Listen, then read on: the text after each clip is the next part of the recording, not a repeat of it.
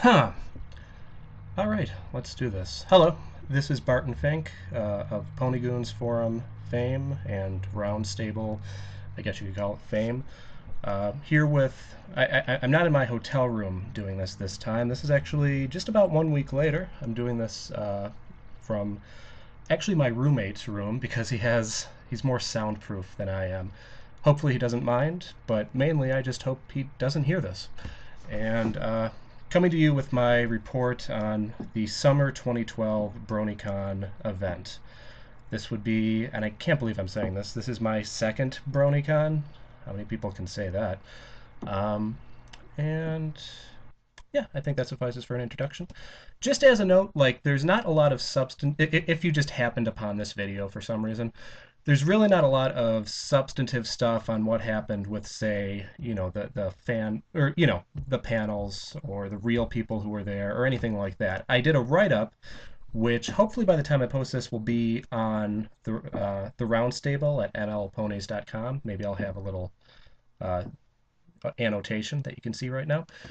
I would recommend, if you're interested in, like, what Delancey actually did or what Lauren Faust had to say, I would suggest going there. This is more for people from the forum who might be interested just in, what happened amongst those people. And it's kind of serving for me as a personal diary, just so I can remember this odd little event in my life. Okay, let me see. I'll start on Friday at 2 o'clock when I was watching CNN at coincidentally actually watching CNN at my house. My roommate was nice enough to offer me a ride. Um, I remember it was a somewhat interesting segment, and the only reason I mentioned that is it made me want to. I was planning on leaving at 2, but I left at 2:10 anyway. And he's going to drive me to the bus terminal so I can meet up with my uh, mega bus that was going to New York City. I'm in Buffalo, so like 8 hour ride. Um, and as he's going, it eventually it dawns on us that we've made a serious wrong turn, and like we're way out of the way. It was probably like 2:25 when we did this, and the traffic was unusually bad. So it was basically a race against time to try and get there for my bus, which was leaving at 2:45. Um, I would say I got to the bus station finally at 2:50, just in time to see the megabus to Philadelphia come in. And like, I'm just like, no, please God, no, God damn it. Um, and I go up to I saw a bunch of people waiting. And I thought, maybe they're waiting for the bus to New York. I ask them, and they say, oh no, we're waiting for the 3:30 to Toronto. I'm just like, shit. So I'm thinking this entire weekend just got completely blown up. But I figure I'll call the customer service people first just to make sure everything's in order. And, maybe they got held up. Maybe they're just a bit late. It's a bus. Sometimes they're a bit late. I call the customer service line, and they specifically tell me that the bus left successfully at 2:45, and they're afraid I've missed it. And I'm just like, damn it. Do you have any other flight or any other rides there? The woman looks and she's like, well, we have one on Sunday at 3 o'clock. Would you like to take that? I'm just like, no, no, I would not. And I just hung up. And then my plan for like 15 minutes was I was going to drive to New York just out of spite and anger, just so I could eventually be there. And I call my friend who had driven me and say, like, give me a ride back. I was kind of a dick about it, actually. And as I'm waiting there and he's taking a while, which is fortunate, out of the corner of my eye, I notice a megabus coming in. Um, I had no expectation that it was New York, but I decided to just check it out anyway. And I get out there. The one person is in line and tells me, oh, this bus is for Toronto. I'm like, God damn it. So, like, but then again, as I'm walking back out front, out of the corner of my eye, I notice on the front panel it does say New York. So I figured it was another bus, because again, the authoritative customer service woman told me that the bus had been missed. So I had no expectation of actually reaching it. I go up to check, and sure enough, it was the bus that I wanted had come in. And I was simultaneously kind of stoked because, like, all right, I don't have to you know, I don't have to drive there. But at the same time, like, damn it, this was like 30 minutes later, and the woman told me that the bus had been missed. So in conclusion, fuck Megabus. Also, I got on my bus and like maybe a minute into the ride, my friend calls me and is like, "Hey, Joe, are you coming?" And I'm like, "Oh, sorry. Yeah, bus came. Heh. I owe him a dinner." Um, anyway, so the Megabus shittiness didn't really end there because my original scheduled time to be at I think it was 27th Street drop off in New York City was 10:45, I believe. I ended up getting there at just about 1 o'clock, a little bit earlier than 1 o'clock. So they were 2 hours late in full on the way there. Um, so yeah, some criticism of Megabus this time. I have to be honest on that. So, but nonetheless, I do get there. From the drop-off point, it's a pretty short walk over to the Port Authority bus terminal.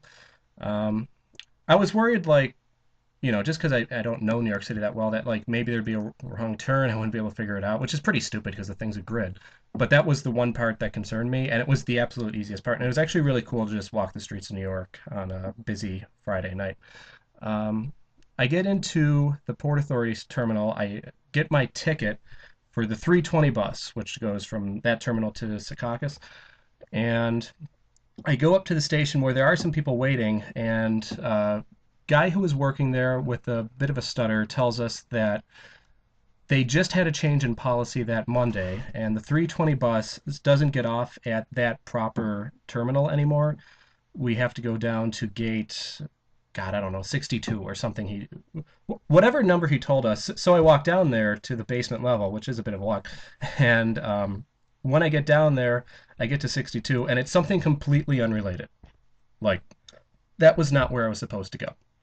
So I go up to the security people and ask, like, what the hell? How do I get on the Secaucus bus? And I get one answer straightforward and it's wrong. Another person just kind of admits this is a new policy and it's not their thing, so they didn't know. And I'm starting to get, just very distraught and like wondering, God damn it, why did I come to BronyCon? You start to question your own life at points like this. And just when I was ready to give up hope, out of the corner of my eye, I use that phrase too much. Pretend I said something different. Uh, I see a gentleman walking through with a Rainbow Dash T-shirt with the word Brony on it. And as weird as it sounds, it was really a symbol. It was an affirmation that things were going to be okay, that I was in the right place, that I could make this work. So I actually got his attention. I just go to him, you, and he does turn around at that. And I'm like, where are you going? Please tell me where you're going. I need to get out of here. And between the two of us, we were able to figure out where to go for the bus. And I'm in line, and we're waiting for a while. And he sort of goes to me like, you know, how do you get on these? Do you just pay when you get on? I'm like, pretty sure you need a ticket, dude. It's like, oh, well, maybe they'll just let me on. The bus gets there. I do have my ticket because that was the first thing I got from their little terminals. I don't know how he missed it.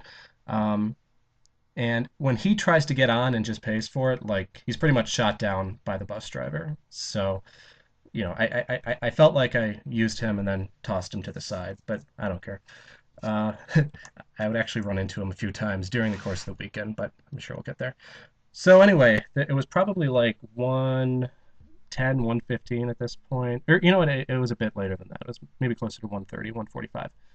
And driving back, driving over to Secaucus, we get to the proper station. I was a little nervous about where to get us on the bus stop, but it was easy enough. And yeah, I believe that's it for interesting stuff. I go up to my room. My kind of the only phone number I had for the entire weekend was Jay Holler, um, of Pony's Anthology 2 fame, who was my roommate. I sort of give him a text like, "Hey, I'm in." I had gotten the number from him earlier. I go up there and like I could tell that most everyone in the room had been drinking earlier. So let's see here what happened.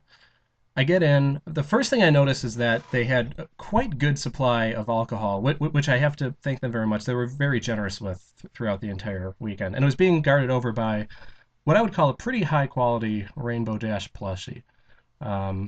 There's actually some very artistic shots they took of this, which should be available out there. This will probably be in Holler's log.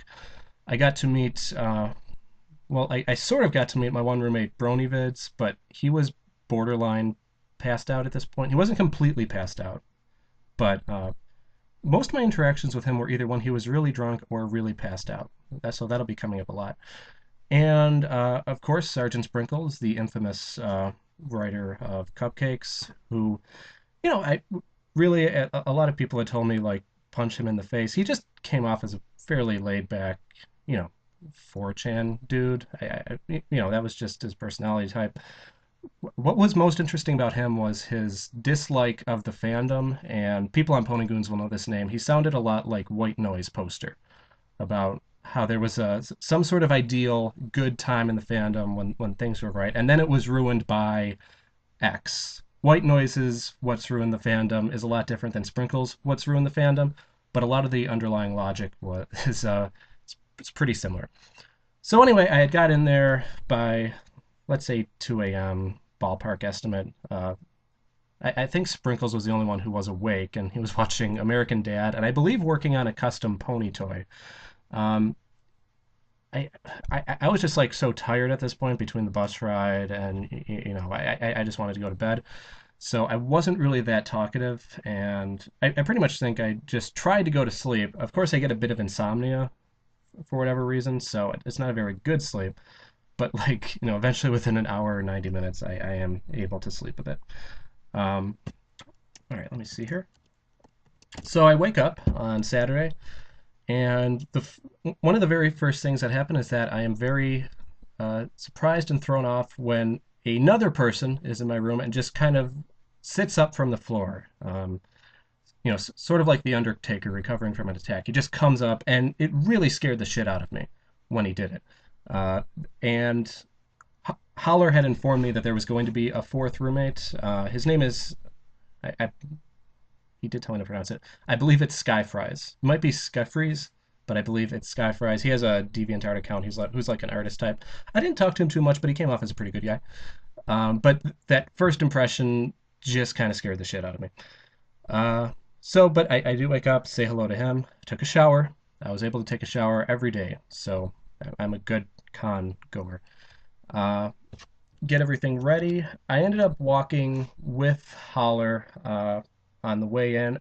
It was kind of funny because it dawned on me like maybe 10 minutes before I was going to leave that I actually had no idea where this was being held or like the address of the convention, or I really had, if it was just me, I would have had no idea where to go. It turned out it was literally like a 1 minute walk from the hotel, but really shows how poorly I planned this. So I'm walking with Holler. He shows me the way. Uh, the first sign you're in the right place, you see the endless voucher line, which was consistent throughout the entire weekend. It went outside the building a little bit to the left of the main entrance doors. There was always just this line of people waiting to get autographs, which they could or waiting to get vouchers, which they could later use to get autographs after waiting in another line, the voucher line. So got to see all those poor people. I'm really not too big on autographs, so I never did this. My understanding is that certain people, especially if you were there at the beginning of the first day, when I think they had a holdup of either the machines messed up or something like that, some people were in that line for like 4 or 5 hours, which is really insane. But they seemed in high spirits at the time when I went in. I believe the bus, or not the bus, I'm not sure what the technical term is, the truck that was playing, it was showing GIFs and, videos and stuff like that, and it was playing music pretty much the whole time, was already in full effect by like, this was probably like 9 a.m. on Saturday. So walk in. It took a while to figure out exactly where we needed to go. I needed to get my press pass, so I went up there, showed him my information. I believe that they properly printed out one press pass for the round stable, or possibly two, one for Fenster, because I would see his later and it was nice and printed out, and mine was just done at the last minute on a marker. So, and the marker sort of, went off throughout the weekend, just, because just how marker does. I can't think of the term that I'm thinking of. So it stopped saying the round stable, and I think now it says like, here's Aaron Abel or something. Once I got that, I was basically able to just kind of go inside because I had a press pass and you didn't really have to wait in line. Holler kind of attached himself to me. I had no problem with this, but he effectively kind of just attached himself to me and was able to just sort of walk inside.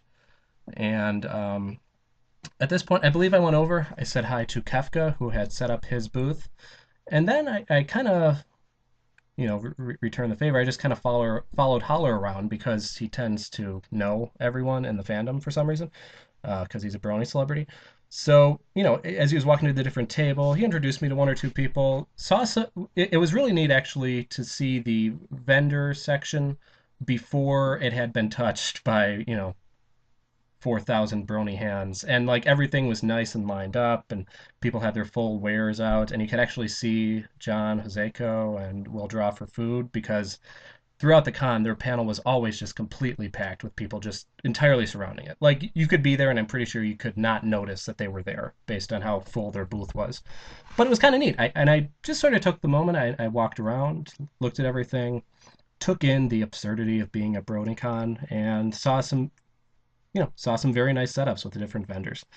Um, and let's see here.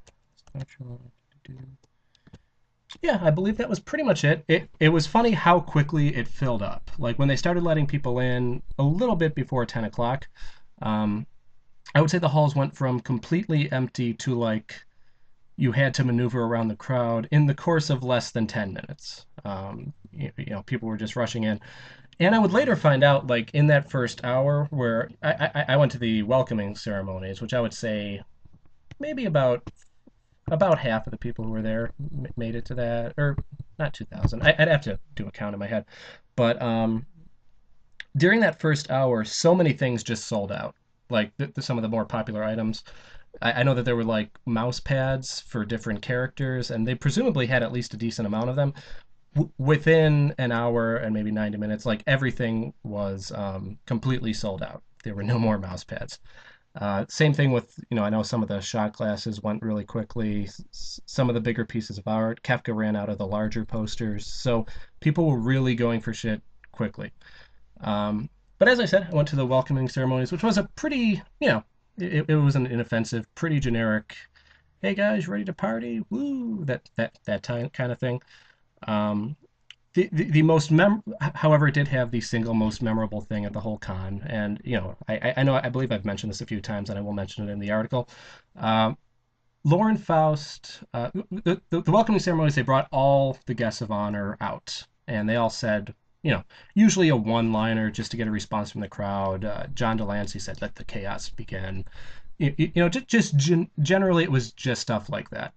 But Faust had been finishing up, I believe, an interview or an autograph session, and she goes through the curtain, and I believe it was Nicole Oliver was talking about something, but Faust just walked in, and she's being brought up by the guards or whatever, and like a section of the crowd immediately notices and just starts applauding, which brings everyone's attention to it, and within a minute, and God, I hope there's a good video of this. The entirety of the crowd, it just starts wildly applauding, and she gets a big standing ovation. And Faust is just like, you know, you could tell her mind was blown, and she was having a very sincere emotional reaction. I think she was wiping away tears a little bit. I think Tara Strong even had to help her maybe sit down or help her on the stage because she was just so incredibly moved. It's easy to get lost in the cynicism of the lesser parts of the fandom, or like embrace the absurdity of all this a little bit too much. But here was a very sincere moment of an artist who had really pulled off something special here, getting a completely deserved recognition from a wide group of people, and really tossing it back, really being moved by it. I mean, I can be pretty cynical, but to me that was something really, really cool to see in person. And of everything at the con, that was probably the single most memorable moment for me personally. But beyond that, the welcoming ceremonies were, with the exception of having the single best moment at the con, the welcoming ceremony is pretty generic. Um, anyway, once that was done, it was the musicians panel, which isn't really my thing. Um, Please don't beat me up for saying that. Some people do not like it if you're not hugely into the musician thing. I'm just saying, nothing against everyone, just not a big musician follower. I'm sorry. Um, so we were all kind of, I don't know if this was a natural decision or somebody came up with the idea at some point, but Kefka's booth was actually in a kind of convenient location. It was right on the edge of, I think it would be the second row column, however you want to see it. And it was right near the entrance to the main hall. So yes, that's main, Mane, main hall. Get it? Um, so someone came up with the idea, like, or it just sort of naturally happened that that was the congregation spot for Pony Goons in general. So like, if you got lost from the group, or you split off from someone, or someone going back to the hotel and you didn't feel like going with them, if you went to Kefka's booth, eventually somebody would show up, and it was a surprisingly successful system of doing that. And this is where I met up with, God, quite a few people for the first time there. I know Chunky was there, Kid Colacanth. I have a section here later where I give various reviews of the Ponycoons, so if you hear your name mentioned, don't worry, there'll be more to say about you later. But yeah, that's where I met up with a pretty decent amount of people.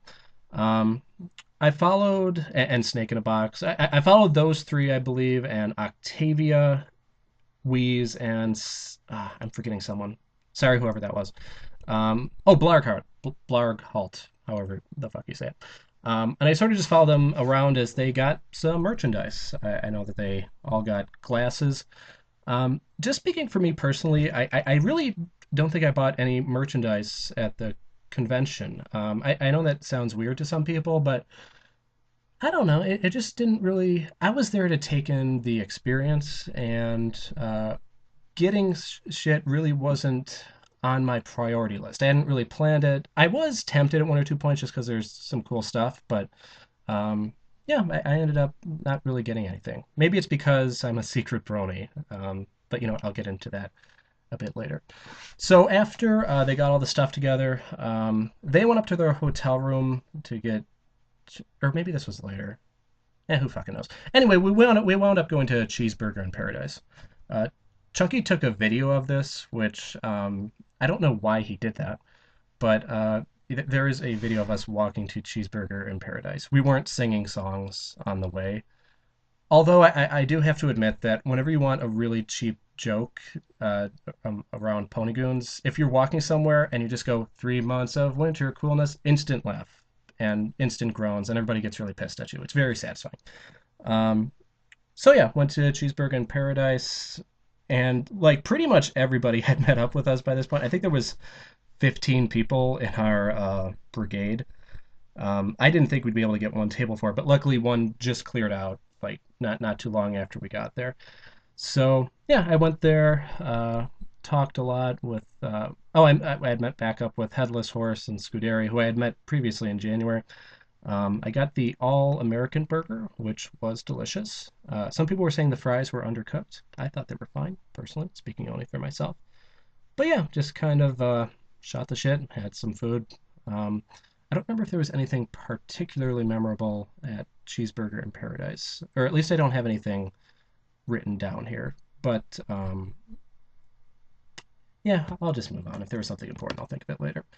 So yeah, and for a while we just sort of wandered the convention hall. We were waiting for the Lauren Faust panel. I think that there was the cosplay photo shoot was in between, which again, just not really my thing. And a lot of us were discussing the existence of Meet the Twitter Ponies, uh, which was a thing that a lot of people were unaware of. And you know what? I didn't end up going to that for various reasons, and I still don't know what Meet the Twitter Ponies is. So no offense to any Twitter ponies out there, but did not expect a panel on that. So the Lauren Faust panel, it's worth noting for that how nonsensical the seating was. Now, for most of it, they were trying to do the accepted convention practice of clearing the room, sort of herding everybody up, pun intended, herding them up off one way, and then everybody enters in the other way. So, therefore, if you were waiting a while for a panel, you would have the chance at the best seat. And this is a technically fair system.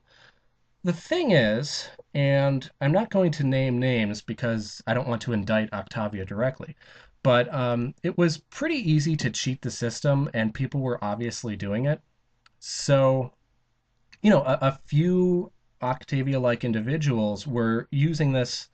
If you hid behind a pillar here and waited for the crowd to generally come in and then just sort of entered the flow, you could kind of just wait there and nobody would really end up calling Octavia on it. So, again, a few different people were doing that. I'm not going to mention any names. The Faust panel in particular, um, I really have no idea what they were doing because there were a lot more. It was the biggest panel there. A very high percentage of the 4,000 total people were at this one, so it was a packed house, and they were making sure nobody was doing anything like that. But they ended up, how to explain this?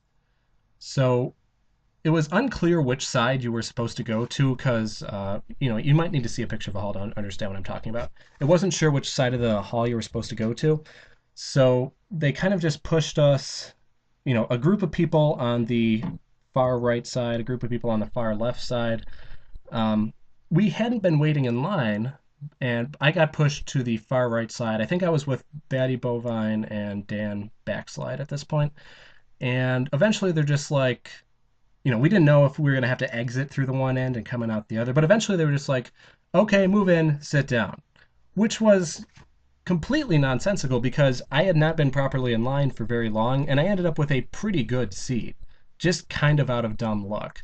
I don't know if there was some master plan that didn't work out there, but they seem to be doing something specific for the Faust panel, and I really don't think it worked.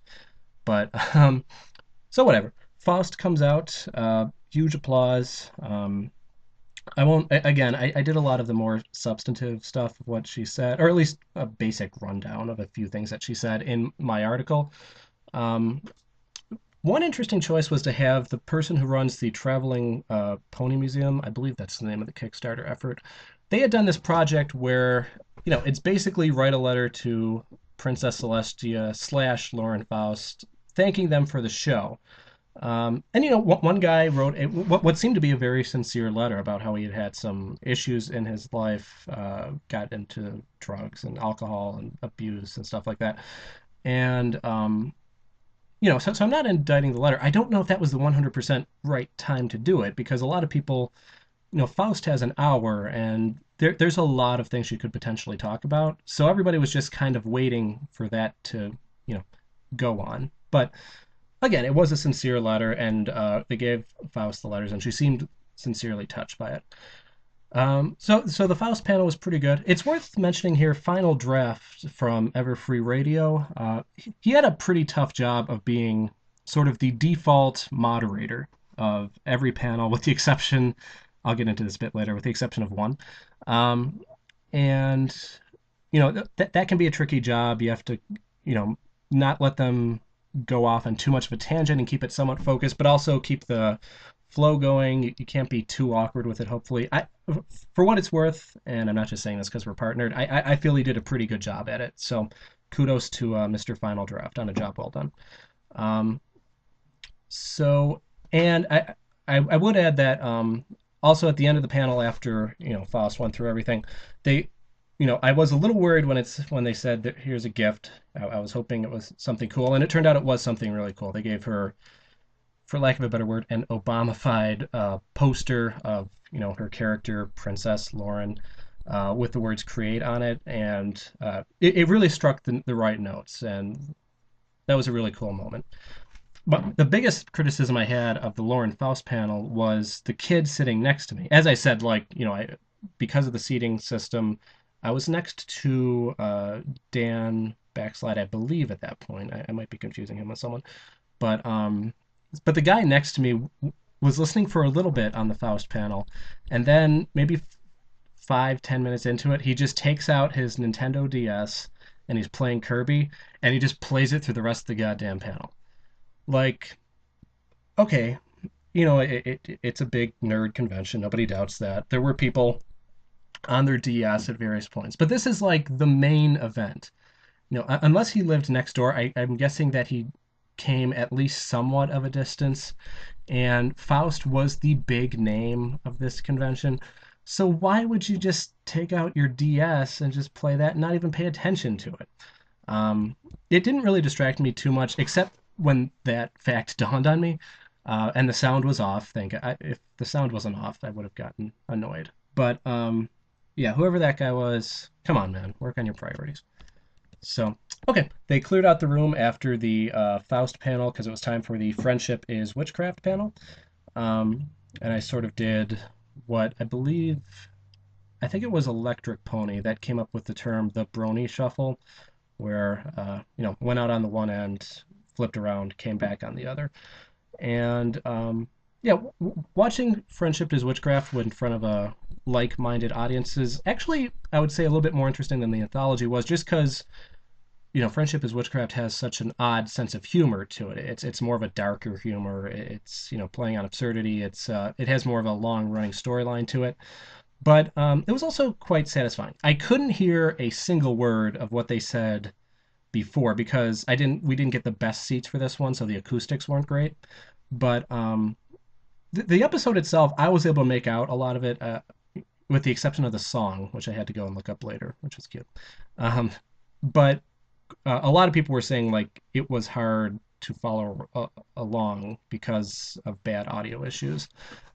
Maybe I just lucked out and my ear frequencies were on the uh, right, whatever.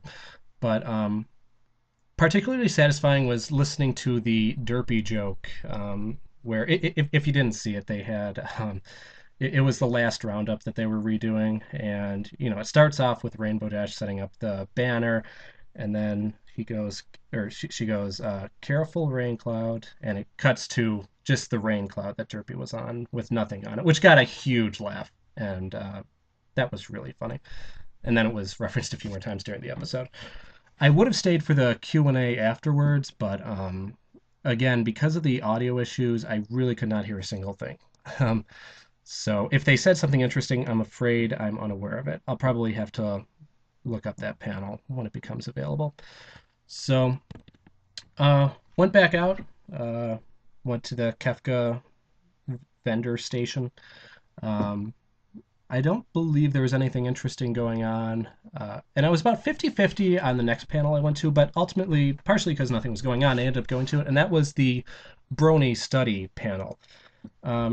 I had missed this gentleman in January, though he did, he was introducing himself to people waiting in line in January, and a lot of people have tried really poor psychoanalysis and really shittily done social science on the Brony phenomenon.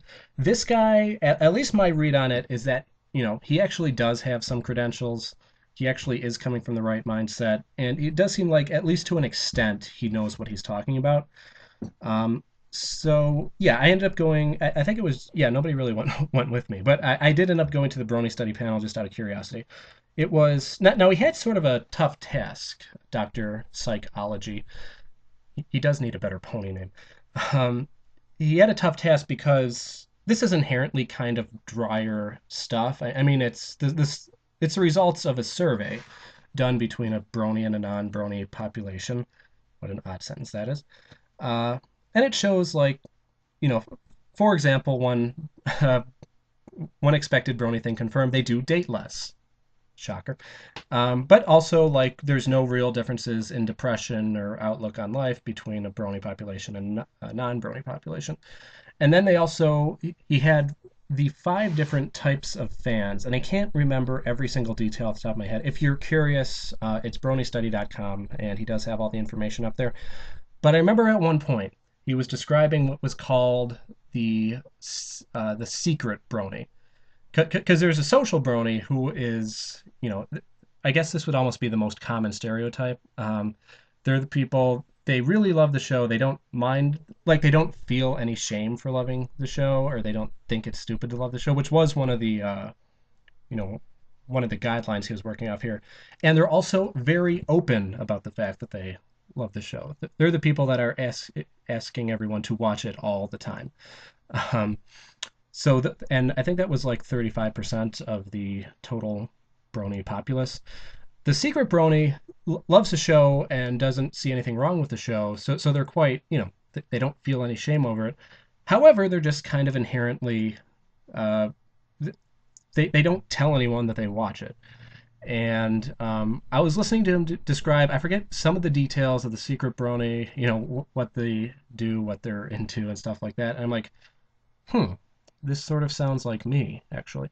And then at one point he goes, if you didn't tell your friends and family that you were coming here today, if you made up some kind of cover story, you're probably a secret brony. And then I remembered that I had told, a few people who asked me where I was going this weekend, oh, I'm heading up to Syracuse to meet with some friends. And I was just like, son of a bitch. He figured me out. But I have to say, again, he was giving a drier presentation on an audience that, probably would have gone for some internet meme stuff, that type of audience. I think he pulled it off pretty well, and it seemed like the people who showed up stayed interested the whole time, so there's probably some self-selection in that. To aid him in the presentation, I remember he had Derpy as lab assistant, and he included some 4chan style inspirational posters about how awesome it is to be a brony. So, stuff like that. That panel was actually, in general, a lot more interesting than I was expecting from it. So, kudos to Dr. Psychology, whatever his real name is. Okay, after that, I'm going to mention this just because I didn't go to it, because this was a sincere. I know that some people thought I was being sarcastic, but I was kind of serious. I had attended the pony auction in January BronyCon, basically because at that point I didn't really know what else to do, and the vendors weren't interesting me on the outside. So I'm just like, hell, I'll just sit here for the pony auction, see if anything interesting happens. And it was like a mind-altering experience for me, because there's something about you can hear about it online. You can see the eBays of the very well done. I think it was a Fluttershy plushie that got in the $4,000 range. Again, it was well done, but it was $4,000 paid for a plushie. And you can appreciate that online, and you can go to sites that specialize in crazy stuff like that. But there's something very real when the person who's paying several $100s for the custom pony toy is in your actual line of vision, and you can see him or her and recognize that person as an individual who at this moment is making a decision about their life to spend this amount of money on a custom toy. I'm not judging it. They're usually absolutely stoked if they get it, and if that's their prerogative, that's their prerogative. But watching this event take place in January was really, it was something else. I'll never forget the person who paid $650 for the custom toy, and just the look of pure adulation in their eyes when they finally got it, inspiring the $600 Bronies signature tag on the Pony Goons forum. So, I believe the idea to go to Leal, which is Anthony Bourdain's restaurant in Manhattan, originated. I think it was a combination of Kefka Floyd and Octavia. They both really wanted to go to it. And then everyone sort of just jumped on board from there. And, before you know it, I would say about 80% of the group decided, okay, let's have a cool dinner at Leal. But they scheduled the appointment, for 8 o'clock, which meant, we had to leave the hotel by about 7, which meant I wasn't able to go to Pony Auction. And I know this sounds absurd when I say it out loud, but I was kind of disappointed in that. Just because you don't get to see stuff like Pony Auction every day. That's an event that comes apparently every 6 months. And if they don't do it for another year, that might not be another year until another Pony Auction of that magnitude. So I was a little sad about that. And as we were on the bus there and as we were eating, people were occasionally doing reports of big amounts of money spent on various items. I remember there was a Crackle plushie that went for some ridiculous amount. I remember it was at least $400. And I had seen that plushie and it was pretty cool, but again, 400. And I wasn't that disappointed that I missed it until I heard, and then I looked up the video of the poster that was signed by everybody, including Lauren Faust, which, by the way, some of the money, or I think for that item, potentially all of the money went to the charity. I believe it was done through Bronies for Good. So that's awesome. But that item went for $4,050. And again, a small part of me wish I could have been there for that moment in time, for that little piece of human history. Okay, enough about pony auction. But anyway, we did end up going to Leal, which on the whole was probably a better choice. So we all end up meeting back at the hotel. The entire Pony Grooms, or excuse me, Pony Goons group was basically there. Um, what was kind of funny was that it wasn't 100% clear who the point man was on it because, this wasn't my plan. I didn't know where the fuck I was going. Um, my understanding was Kefka was that guy. But I remember he said one or two things that made me think, like, he does know where we're going, right? And then I also figured Octavia would know. And again, generally they did. But there was a little bit of bus confusion, particularly at the subway station, which made us nervous whether or not we'd be able to reach our destination on time. It turns out the restaurant wasn't really as crowded as we were expecting, so I think we were not too late, but a few minutes late, and there was really no problem off of it. Um, Dinner was delicious, by the way, which for those prices it better be. But I had a delicious steak salad with ginger sauce. Uh, and yes, I do have red hair, so ginger for a ginger. Um, and I had when I saw it, I wasn't planning on getting dessert, but then I see that creme brulee, which, like, you know, along with Daniel Bryan and Fluttershy and weed, are my favorite things on the face of the earth.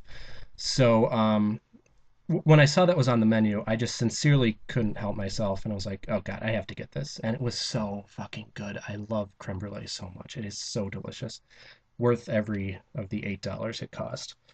But and you know what? This is a pretty good point. Let me make a note here. Okay, I'm about 42 minutes in. A few people were posting basically Pony Goons reviews on the forum. So I thought it might be good. I have the full list in front of me. At least I really hope it's the full list. And again, here's just some thoughts on people.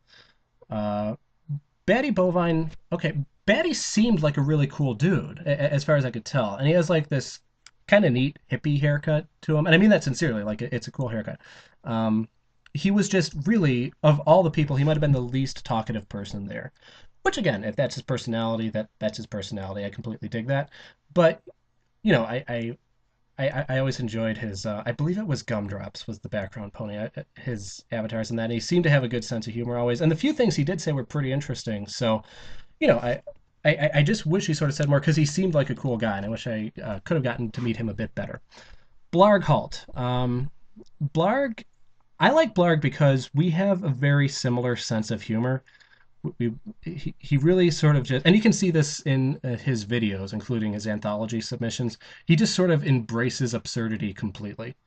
Um, and he did so at the con as well. I'll have a slight story about him when I reach the Brony Palooza thing, which underlies that. But I had also forgotten he doesn't have like a huge southern drawl to him, but he's from Louisiana. So it was that same sort of absurdist humor done with a little touch of a southern accent, which I don't know, makes it about 10 times funnier in my mind. Maybe that's just me. Chunky, good old Chunky. I love Chunky. The entire time, any interaction I had with Chunky was either him making fun of me or me making fun of him.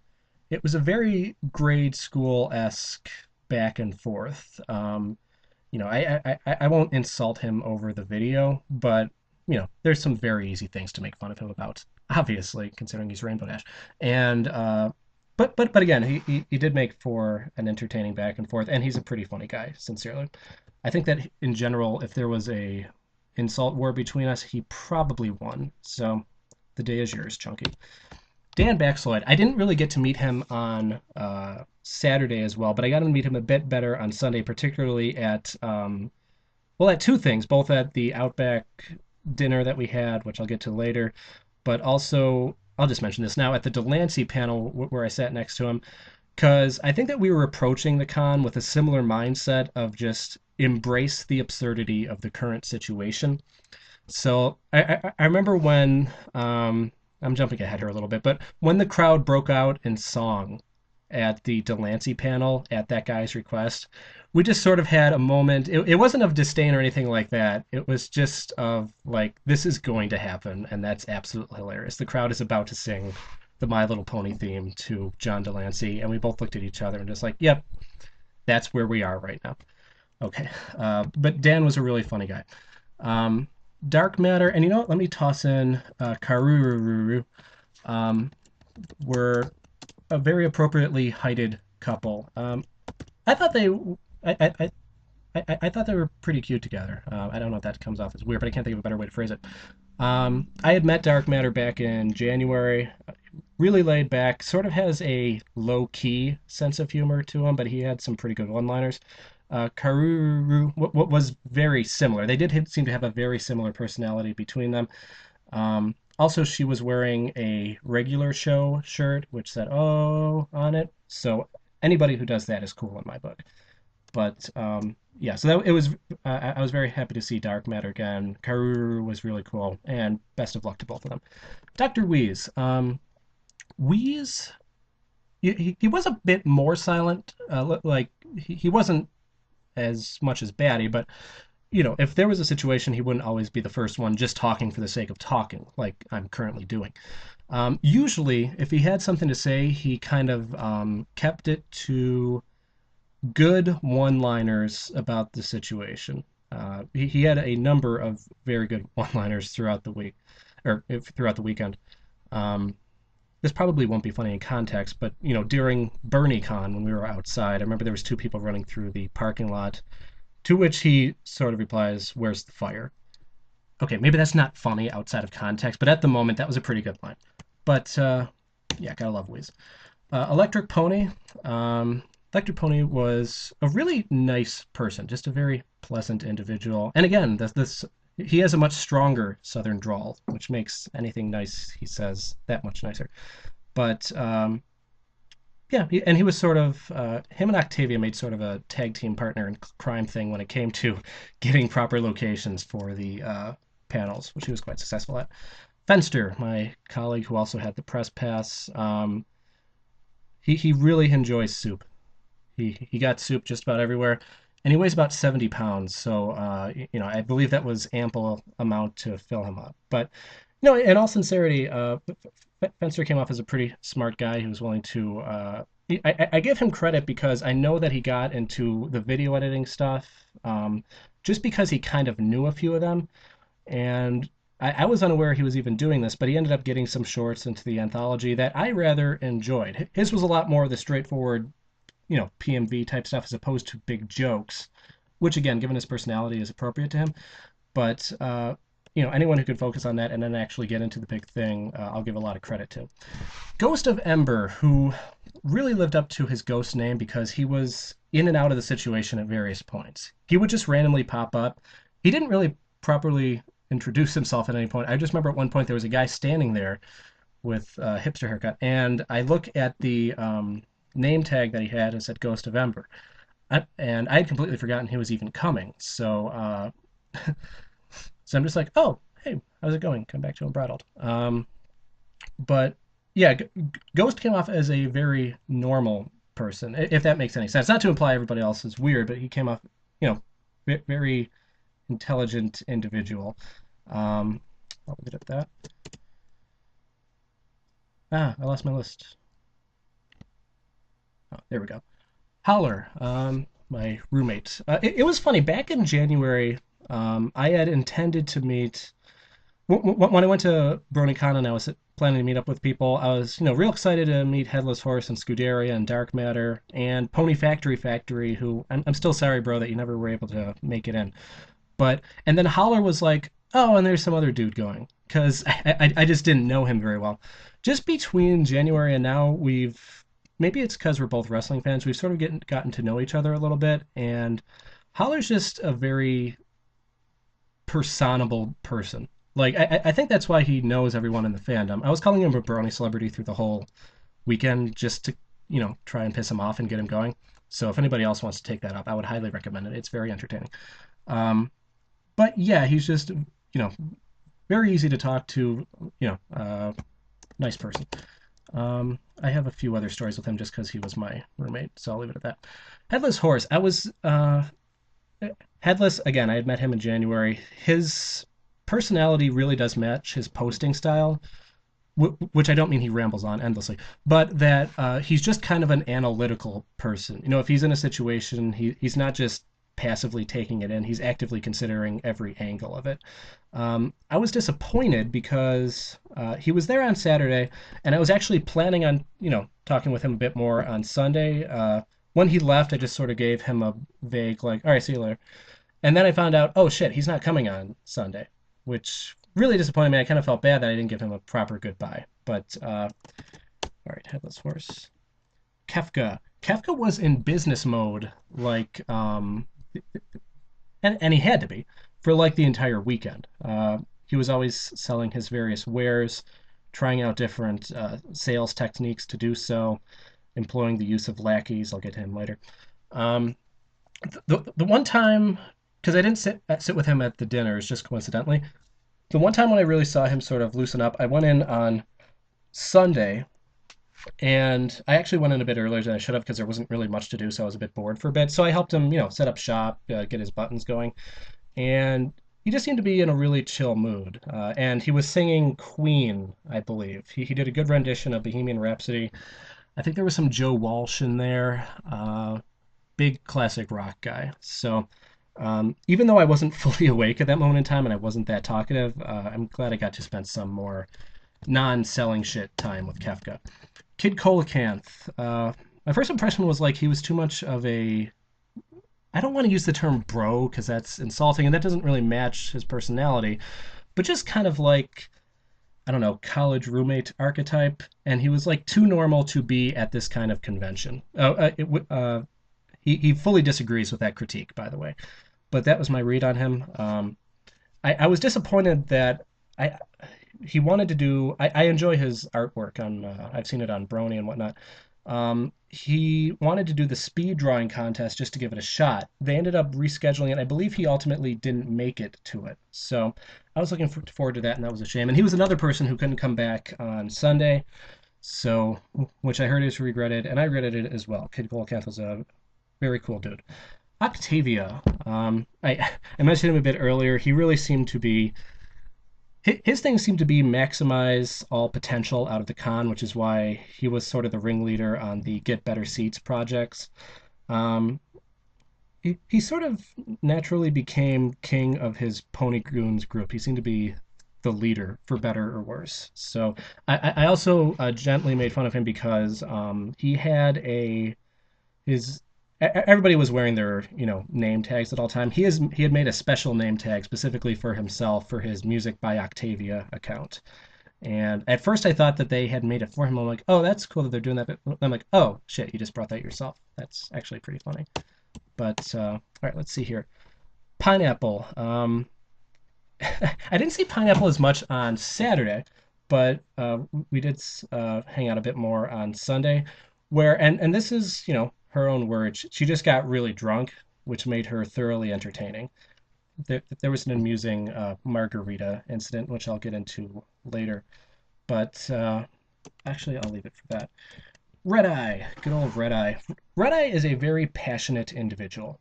Like he can get really worked up about stuff. He has strong opinions. You know, can be very loud when he wanted to. I remember, I believe it was the bus terminal when we are heading to Les Halles. I have a naturally very low voice, so I won't even be able to do this. But at one point, he was trying to get Kafka's attention, and he just yells out, "Kafka!" Like, just naturally a lot louder than that. And I think like everyone in the entire terminal kind of looked our direction for a while. It was actually pretty hilarious. Scuderia. Scuderia always comes off as a big travel person to me. Very cultured, I guess would be the term that would apply here. At Leal, there was I had the somewhat unique spot where I was across from Will Filme, sitting to the right of Red Eye, and I was sitting diagonal from Scuderia. And I won't get into too many details from there, but just seeing the interactions of those three made for some very great dinner time entertainment. But Scuderia is actually a really cool dude as well, and he can be. He doesn't always have the one-liners, but he can be hilarious when he wants to. Snake in a Box. What fascinated me about Snake was his mild interest in the con itself. Like, he specifically said like, I'm not going to any panels. I was like, hey, are you going to go to like Fost or something or see the anthology? He's like, nah. And that was just kind of his. He seemed to really embellish being the, I believe the term was chief executive lackey to Kefka at his booth. And he has a lot of salesmanship that accompanies that. His buttons to make you more fabulous was particularly inspiring. Warp was a nice surprise because I completely forgot Warp was going to the con. So I didn't see Warp that much on the first day I was there, but we ended up going sitting with each other at where was it, at Chipotle on Sunday. And again, he was another one of those individuals that was almost like a little bit too cool to be at a con. Um, he came off a little bit California hipster, and I mean that in the nicest way humanly possible. Uh, but yeah, Warp was a nice surprise because again, I completely forgot he was gone. Wilfilme, I got to see one of his original yarn ponies, which he takes so much pride in. Um, I liked Wilfilme on the rare occasion where I could see him because he just seemed to keep disappearing. He would show up at I don't know what the fuck he did for most of the weekend. He would show up at he was at Cheeseburger in Paradise with us. Then at one point he left before. I remember a bunch of people left before the bill came out for some reason, and then he was gone. Then I saw him at Leal. Then he actually walked out, I think, to hang out with a few of the people that were outside. Then when we got back from there, I don't think I saw him again. So very mysterious individual. It seemed to match up with his IRC personality as well. And you know what? As long as I'm on the topic, I'll mention my roommates as well because I got to know them a bit better. When I wasn't hanging out with the Ponygoons people just because of who I was rooming with, I did a handful of adventures with the, for lack of a better word, what I would call the PMV crew, which is like I would throw Holler and Blarg in that group as well. But there was BronyVids. As I mentioned earlier, BronyVids was whenever I ran into him, with maybe one or two exceptions, he was either incredibly drunk, which I'll get into in a moment, or literally just passed out. Um, he has a sarcastic sense of humor, which is actually pretty funny, and it made for some entertainment during the weekend. Sergeant Sprinkles, as I said, came off as kind of a Channer dude. I don't really say that in a bad way. Just that's what would come to mind to me. Um, just as I would probably include Goon for myself. Um, he was a very low key individual, the way that he talked and stuff like that, which might surprise some people given his most popular fan work, which I won't get into too many details here. Skyfreeze or Skyfries, however the fuck you pronounce it, again only had some mild interaction with him because he was part of the artist crew. I guess when artists meet up at things like this, they just get all in a room together and sketch shit, which makes a lot of sense now that I think about it. But as a result, I only had some limited interactions with him. He did come off as a good guy, as far as I could tell. And there was a handful of other people in the PMV crew who. The gentleman who was wearing the Canadian hat at the panel was a really funny individual. God, I can't remember who it is. Devolution, maybe? Fuck, I'm not sure. And there was another person, I believe. I'm so sorry if I get these names wrong. I believe this was Adekoy. On Saturday when I got back, was just really hammered. And, he's just not a guy that drinks that much. So that's always thoroughly entertaining when somebody who doesn't drink that much gets thoroughly hammered. So, in fact, yeah, I'll get into that. So after layout, we took the two bus rides back. Again, sat with Chunky the whole time, and we had an insult off. Um, when we eventually got back, I think I just sort of split off from the Ponygoons group. I think everyone went back to their hotel. I went back to mine. I get back and like um, Holler was there and BronyVids and like a bunch of the PMV people, and also uh, very briefly in passing, I doubt they would remember me. I got to meet Griffin and Jenny, I believe it is. The friendship is witchcraft people, which was pretty cool. Again, I didn't really talk to them too much, but and I could tell that with the exception of the friendship of witchcraft people, I believe everyone was just thoroughly hammered at this point. And yeah, they ended up going to the Holiday Inn next door. There's actually so again, they're all completely drunk. Fenster was with me for this as well, and Blarkhold followed. Um, so they're all completely drunk. I remember BronyVids was high-fiving street signs, which might count as vandalism. And we notice out of the window of the Holiday Inn is a big derpy is being shown on some kind of a screen. In their, in the drunk logic, the most logical thing to do was, even though that wasn't where we were going, it was, let's go up to that room. So they got off at that floor, and I forget who ended up knocking, but after about 2 minutes of knocking, nobody answered for some reason, which was kind of a big disappointment. They ended up going to somebody's room. I'm even 100% sure where it is. If I had any Goonie social awkwardness moment, it would probably be this, because they went to the room. A bunch of people were playing Super Smash Brothers, which, I didn't feel like getting in line, or there wasn't a line, but, call a spot because I'm not too big of a video game person. I remember that's what Fenster and Blarg did almost immediately. I didn't really know a bunch of the other people in the room. I was mostly just listening to various rumors of other people at the con, which, like some things with the Equestria Daily people, which I won't get into too many details here just because I don't want to be spreading rumors.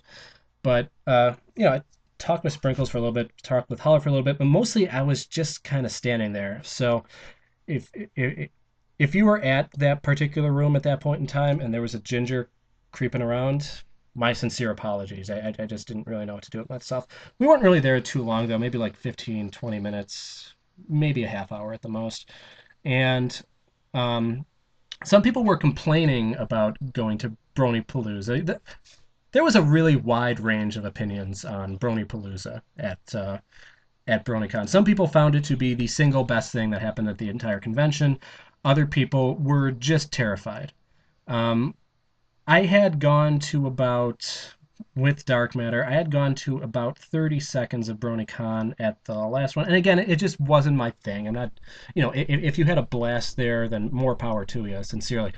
Um, but like, it is a bunch of bronies having a borderline rave, which is again, I'm here to take all of it in. I'm here to take, to feel every single moment of it.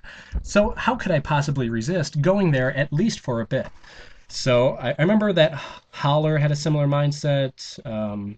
BronyVids, the gentleman with the Canadian hat, the really drunk guy, Blarghalt, and Fenster. That was a group, and we all sort of made the decision like, we have to go to BronyCon, if just for a few minutes, just to see what it is.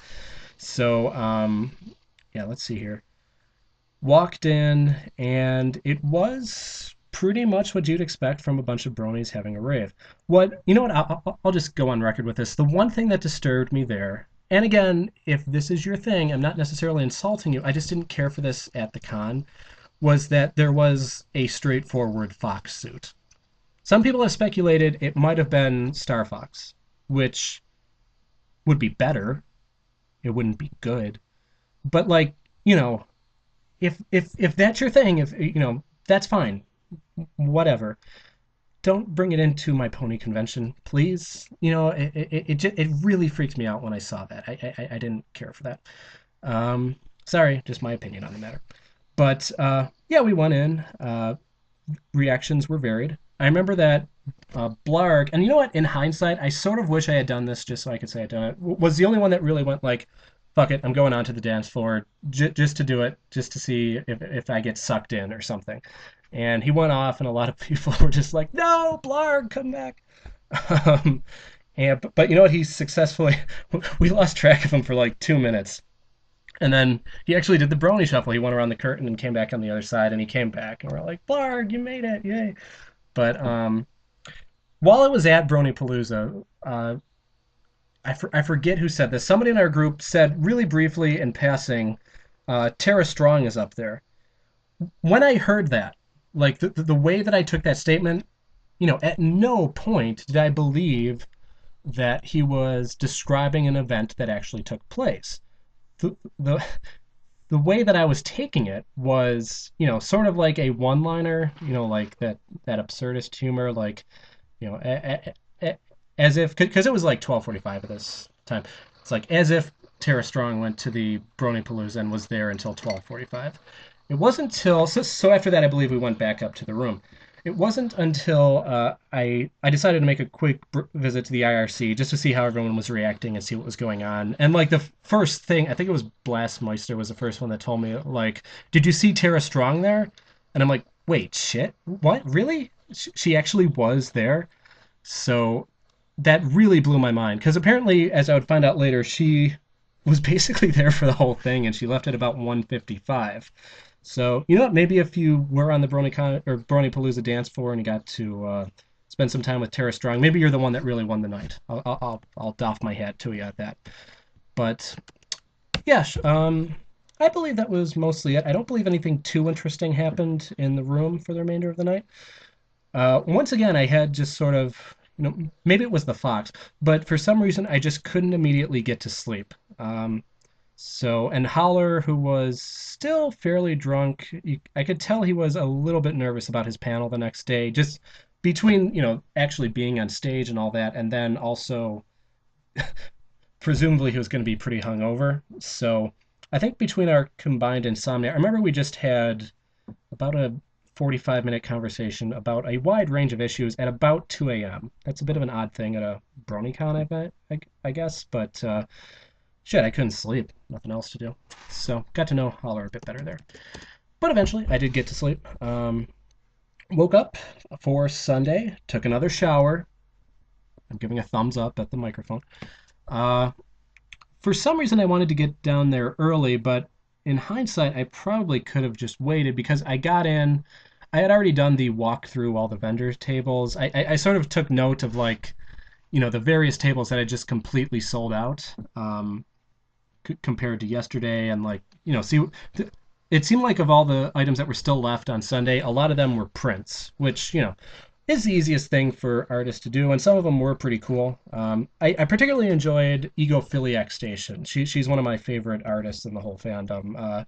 I was really tempted to get one of hers, but I just don't know if I would really put it up anywhere, so I ultimately decided against it. But Egophiliac at the off chance you ever hear this, you're awesome. What I ended up doing, as I sort of referenced earlier, helped Kefka Floyd set up and had some ruminations on classic rock. Um, Oh, so you have to kind of be a wrestling fan to get this, but because it was a convention, I could wear whatever the fuck. I decided to wear my Daniel Bryan "Yes, Yes, Yes" shirt. Which again, if you are a wrestling fan, you know that Daniel Bryan is currently the best wrestler in the WWE, and that "Yes, Yes, Yes" is the best thing to happen in years. What was to give you an idea of like the attitude of the average person at this convention, the fact that I wore this shirt, this "Yes, Yes, Yes" shirt, I didn't keep a perfect count, but I believe 6 or 7 people just randomly yesed at me. I might include a link here at this time just to indicate what I'm talking about if you're curious, but basically it's a chant of yes, yes, yes, yes. Um, and I'm not even including Holler, who's also a big Daniel Bryan fan, but just random people who I didn't know. I was just wearing the shirt, and they just started going, yes, yes, yes. The absolute best was, I'll get into this in a sec, but when we went to Chipotle during BronyCon, on the way back in, I'm walking with Warp and Chunky, and I see and the big voucher line is in full effect, and I'm wearing the shirt, and one guy who I think had done it to me earlier in the day suddenly decides to just start going at me, yes, yes, yes, yes, complete with a hand motion, which I was making for some reason, even though you can't see that on an audio log. But maybe it was just the herd instinct, pun intended, but everyone else in the line gradually just starts picking up like yes, yes, and before you know it, like I would say about half the line was just yesing me inside the building. Um, I I was momentarily tempted to just start doing the jumping up and down with your hands up thing, which is what Daniel Bryan does. I ultimately decided against it, but and I just I think I just turned to Chunky and Warp and I was just like, what have I done? But another gentleman, because I was wearing the shirt, came up to me, started talking to me, and showed me his CM Pink art, which he had gotten, I believe he had gotten commissioned there, and told me he was getting a Twilight Sparkle Daniel Bryan later in the day. That was his goal. I wish I knew of a way to follow up on that because I'm wondering if he ever actually did it. And one guy just came up to me and he's like, dude, can I please just get a picture of your shirt? I'm like, yeah, sure, go ahead. So he just took a picture of my yes shirt. So if you see a yes, yes, yes with a decent sized gut on it, it's probably me. Um, okay, sorry, I had to. For some reason, I was thoroughly entertained that so many people seem to enjoy my yes, yes, yes shirt. Um, all right, so after helping out Kefka, I got a pretty decent spot for the writing panel. Um, I really, I have to rewatch it when the whole, well, I think the whole thing is posted, so I have to rewatch it later today, I guess, because I didn't pick up everything. For me personally, and with any luck, I might try and do some writing about this for the front page at the round stable. The writing process behind the show has always been my favorite part. Like, the writers just really pull this show off. It's why it works, so much better than somebody might expect that it might. And I think it's what differentiates it maybe from the earlier generations a bit. But so for the opportunity to see Amy Keating Rogers, which we sponsored, thumbs up, Megan McCarthy, Lauren Faust. They also brought in Lee Tokar. Tokar is like the nicest guy in the world. He seems to legitimately just love being in these situations. He he got a little bit of the raw end of the stick on the two panels he was on, just because at the VA panel he's the voice of Snips, which he does a very good job on that. He gets the right tone, but it's a minor character and it's a character that a lot of people just don't really like. So whereas Peter New can go yep and get a huge pop no matter how many times he does it. I mean that's a bit more limited, but his character is so popular. Tokar, you know, when he does the Snips voice, it was just kind of a moderate audience reaction. He seems to be doing his own project involving writing, that was part of the reason why I was on the writers panel. But again, I think people mainly wanted to hear from Faust, McCarthy, and Rogers.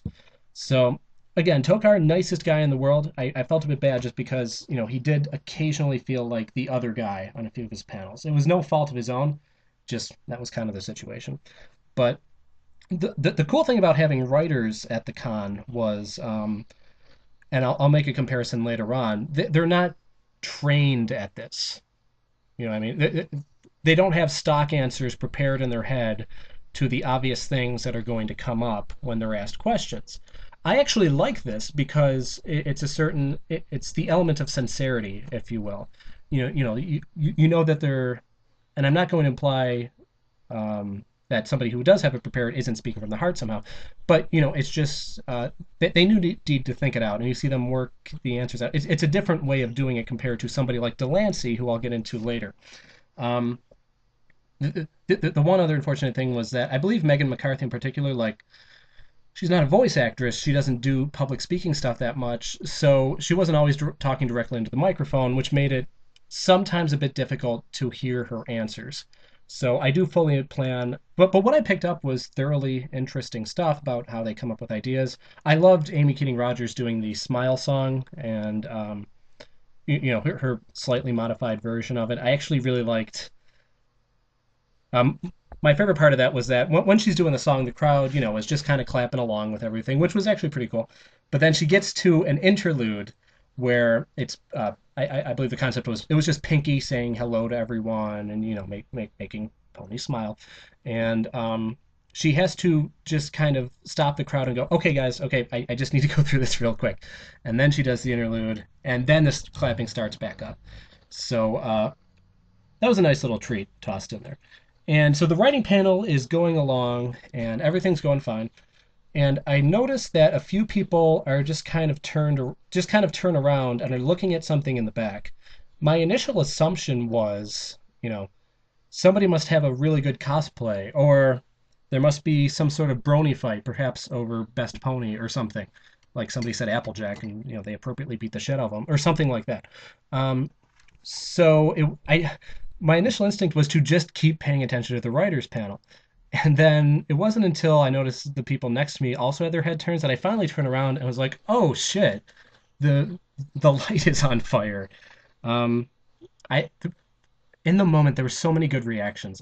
I love that Faust tweeted that it looked so pretty, which you know what, it really did look pretty cool. It had like a very majestic feel to it.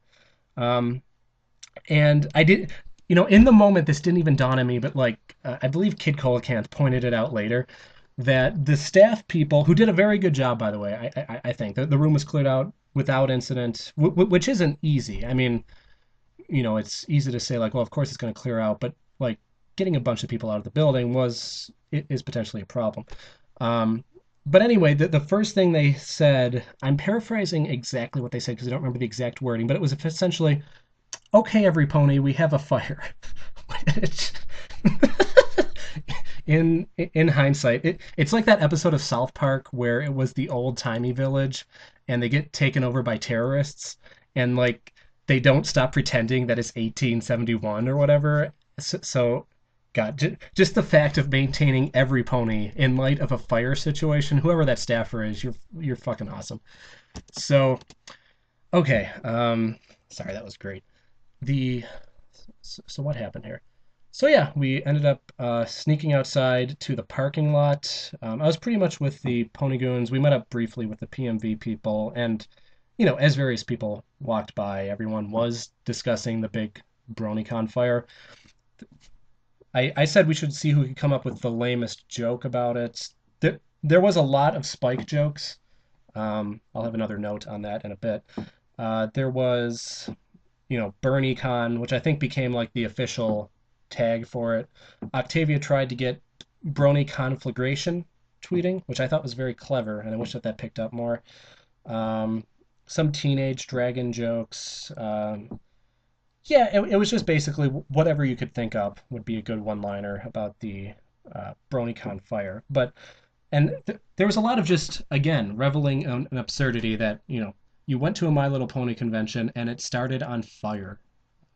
They really lucked out, by the way, with the placement of the light, because I don't know if this becomes evident based on the videos I've seen of it, but let me try and draw a picture here. So they had the sets of chairs. There was two sets in the middle, and there was a space in between, a decent sized space. And in this in between space, they also had all the audio visual equipment where they were recording the panels and stuff like that. The fire took place, and the audio video equipment was like roughly in the middle of the column that was the big space in between the different seats. So if you imagine that's in the middle, let's call it 0.6 out of 10. The light that went off was like 5 out of 10 in terms of the row. And in terms of the column, it took place right in between the two sets of the two sets of chairs. So if it had been over one to the right, it would have fallen on people. If it had been one to the left, it probably would have fallen on people. If it had been back a little bit more, it might have fallen and set some of the audio visual equipment on fire, potentially. I don't know if that's, but I mean, that seems to make sense to me. So between all of that, you could have had a Brony lawsuit on your hands. People singing Winter Wrap Up as they walk into the courtroom. But so they really kind of lucked out on that aspect of it. And by the way, there was only the slightest hint of a burning plastic smell when you went back in, and that was mostly in the lobby, so they did a good job airing it out. I think part of that was the excellent air conditioning. You would think 4,000 people, because it was fucking hot out all weekend. I think the degrees were in the 90s just about every day. So they had the AC absolutely cranked, which was a good call because, if it hadn't been as good and at some point you did have close to 4,000 people in the same room, like it could have been, that actually might have been a bit dangerous, the level of heat that could have been emitted. So kudos to them on the air conditioning situation and on the fire situation. But for the moment, in the massive confusion, when it became apparent they weren't going to open right back up, Oh, we also saw a gentleman playing Winter Wrap Up on his acoustic guitar to a slowly increasing crowd, which was pretty entertaining. Um, so anyway, we walked to this time we just walked to Chipotle, where I don't remember what I got. I think it was the bowl, and again, just kind of took in the absurdity of the BronyCon fire. We momentarily noticed Amy Keating Rogers. I think Ember pointed her out. I'm not sure though. Uh, Amy Keating Rogers and her kid was there, and I think Octavia tweeted them later and actually got a response both from her and the kid, which was pretty cool. Um, but yeah, and as I said, that's where I met Warp a bit better. That's where I believe we found out when the anthology was rescheduled. So yeah, what they actually had to do, and this is part of Holler will be having a trip report that might be a bit more coherently edited, and it'll have like pictures and stuff. So I preemptively recommend that if you happen to be listening to mine. Um, they John Delancey's contract said he was on at 4. Like that was a non-negotiable part of it. Like that is when he was going on was 4 o'clock. And also I'm betting with the documentary crew, like it might not be a thing where you can just move everything back to accommodate people. A lot of people were, worried that something would have to be canceled. I don't believe anything was ultimately canceled. Somebody feel free to correct me if I'm wrong on that point. But what they ended up doing was the anthology would be split into 2. They'd come back. There was the VA panel. Then they would split up the anthology, part of the anthology. Then Delancey. Then the rest of the anthology. I believe the plan for a short period of time was to again, they had a truck outside or that was just showing videos that they were just going to show the anthology on the truck. That might have been cool on some level, but I'm guessing with the amount of people that wanted to see it, that also might have just kind of sucked and nobody would have gotten a great view. So, as far as I could tell, the rescheduling of the events was uh, pretty well done. Um, so, anyway, yeah, we found all that out at Chipotle. I don't know if anything too interesting happened there. Heading back, we some people, not everyone went to the second actors panel. The one issue with voice actor panels at stuff like this is there's only so many things you can talk to a voice actor about. Obviously they can do lines from the show, and that'll always get a big pop, and people love that, and it's sincerely awesome. They can give about their own history, but as compared to the writers who sometimes don't get as much attention, like that's more interesting to me just because what was your inspiration for this, or where were you coming from with that? um, but the second actor panel was I believe it was entirely audience questions at Nicole Oliver's suggestion. Nicole Oliver, I've seen her. She was also in January. She has like such a hmm, I'm trying to think of a word besides authoritative, but I guess I'll just go with that. Authoritative personality. Like you can see why she plays Celestian Shirley. Like she really does take on a sort of authority figure role. I believe the term is the mother of the fandom that some people have gone. That sounds a little bit weird when I say it out loud, but so yeah, and she just sort of insisted like I would like the audience to get time at the second panel, and it was like okay, Princess Celestia. Um, Libman Libman always struck me more Fluttershy than Pinkie Pie, like just her natural personality, and that's also probably closer to her actual speaking voice. What was funny about the second voice actor panel was uh, Peter New, the voice of Big Macintosh, basically went up there and he was like, "Okay, apparently I'm hosting this panel. I was told this last night." Which final draft, I checked the schedule to see why that was, and Final Draft was doing, I believe, the Everfree Radio panel about doing his podcast show, so they just kind of left New in charge, and New actually did a pretty good job. He just kind of let them all fuck around. Kathy Wiseluck, who does Spike, she's actually a lot more. She has a lot more credentials, and she seems a lot more legit than I might have even originally guessed. She runs a school, I believe, which she mentioned. She also won by default the BronyCon joke contest when she, as Spike, took credit for it and apologized. Like again, was there potentially funnier things said? Yes, but when you actually have Spike herself, taking credit for it, the contest is over. She wins. That's all there is to it. And finally, Tara Strong, who someone needs to do an article just on Tara Strong is fully cognizant of the fact that she is queen of the bronies, and she has absolutely no fears about testing what powers this entails, and that makes her fairly dangerous. This was also the point where, you know, even though I had been told, and I believe shown pictures from the live stream that she was at Brony Palooza all night, a part of me like just wasn't accepting that as truth. Like there's no way that actually happened. And when she acknowledged like, "Whew, I was out last night," was sort of a wink to the crowd on that. Um, that was a moment like, okay, yeah, I guess that really happened. um, so, but yeah, both of the panels were a lot of fun though. I enjoyed both of them. Then it was time for the anthology. Um, we actually have some material on the anthology on the Roundstable site, and with a little bit of luck, we might have a bit more in time. So I would obviously recommend checking that out. Um, it started with a few how-to videos, which they were substantively kind of interesting. I don't know if it was the right call, just because between the microphones and the crowd kind of just waiting for the video, like it felt a bit added on. Though I was actually very fascinated by the puppetry on Adobe Premiere because I wasn't really I wasn't aware you could actually do that much with it. But and then after they said that, I kind of kept an eye out for it to see if I could recognize when it came in the anthology. So that was that I should actually add that was a nice touch. But finally, and this was kind of a cool panel for me because of all the panels, this was the only one where I hadn't really known anyone who was actually on stage. So it was kind of cool to be down there rooting for him, I guess. Um, so I won't get too into it. I will say, in terms of the anthology, I truly, thoroughly enjoyed it. I think Dr. Dinosaur, who I was very disappointed didn't show up. I still want to meet Dr. Dinosaur.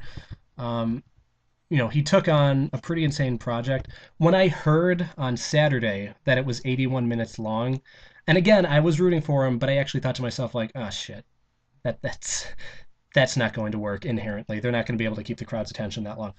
Um, so to actually see it play out was really cool, and it was also this was the ideal thing to watch in front of the crowd, especially. I've always been interested in crowd psychology. What people react to. That's a small part of my interest in politics. I actually did read a book on that subject, how politicians work crowds, and also pro wrestling, which is entirely about working crowds.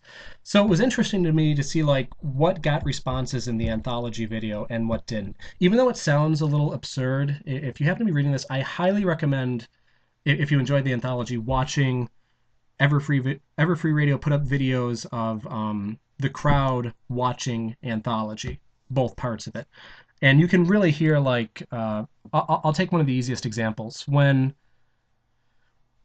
for the Sonic Rain Boom bit, the play on Sonic the Hedgehog, when Pega came up, like, and it was so great because I look over to the side because the crowd really reacted to that, and there was one guy who looked so excited when the Pega thing came up, and then when like you see the little sparkles and everything, and it starts going to the Sonic thing, like he was just filled with the most jubilant, pure joy of like a child being told the it was just like hard to describe how happy this guy was at the concept of Rainbow Dash in a Sonic setting. And then when the little derpy thing comes up and the static, and it was obvious that that was the entirety of the segment, he just it was like a son it was like he had a son and then it was taken away from him. Like that was the look of just pure disappointment that was it. That for a moment he had been in such bliss, and now it was just very fascinating to follow. I wish I took a video of it. That's not on the Everfree Radio upload, by the way. But yeah, so it was always interesting to see what people responded to. It was also interesting what they didn't respond to, which for example, I'm a big political nut. So when they played Tank as Herman Cain with the I Am America music, I bursted out laughing. Like that to me was absolutely hilarious. However, the crowd, I'm guessing this isn't a too highly politically inclined crowd in general. They it was a bit of a silent reaction for it, except for me guffawing, if you will. So, but yeah, in short, without getting too much on it, I thought they really pulled that off, and I give huge props to all of them. So that was sort of generalizing the two parts of it, but so after the halfway point, and by the way, it was convenient that they worked in a quote unquote commercial break into the anthology. But after that, it went to the John Delancey panel, which again, thanks to some maneuvering, we were able to get very good seats for that. I think we're in the third row. Um, Delancey is a freaking professional. Like you could just tell. I was just sort of fascinated watching his performance in front of a con audience because he's obviously so well trained in it. Um, there were a few occasions, particularly with questions from the audience, where you had to be looking at him, and I don't know if it'll come through on the videos, but there was just a moment where he hears the words of the beginning of a question. He knows what the question is, and you could see him, for lack of a better word, loading his response. Like, you know, they are obviously going to eventually ask about my inspirations, initiate story sequence number 5, so something like that. I mean, like he just has this down to such a science.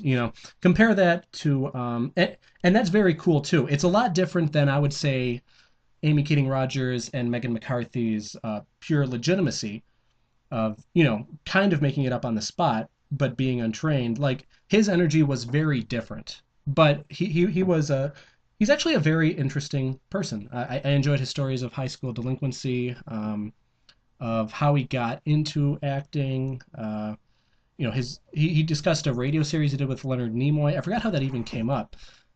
What was Now, actually, let me discuss a substance here, just because I found this fascinating. Delancey is obviously doing a documentary on the Brony movement, whatever you want to call it. And his interest in it seems 100% sincere. I mean, when he wore that, when he busted out that Brony shirt, that was almost like an iconic image that should be everywhere in terms of Brony dumb. Um, he obviously really does like and is fascinated by and really wants to be a part of the fan base as a whole. And he seems to have a lot to say about that topic. Also, as a bleeding heart liberal, I love the fact that he just blatantly insulted Fox News, and that might be a part of his desire to make this documentary. That's completely fine in my view. But so in his opening run through, he mentioned when he initially, he got the script to play Discord, mentioned how they were looking for a John Delancey type, and they eventually went with, John Delancey.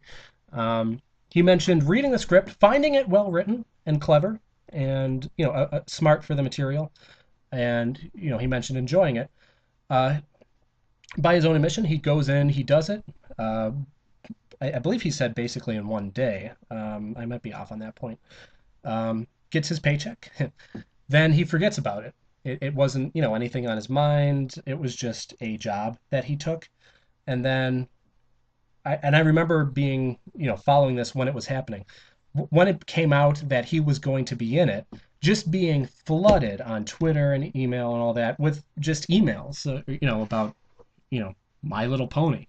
And, it was funny to see him, like, the story with his wife where he asked her like, what do you know about My Little Pony? And she said, oh, it's a little girl show. And he said, well, these aren't little girls emailing me, which incidentally got a huge round of applause from the audience, which was pretty funny.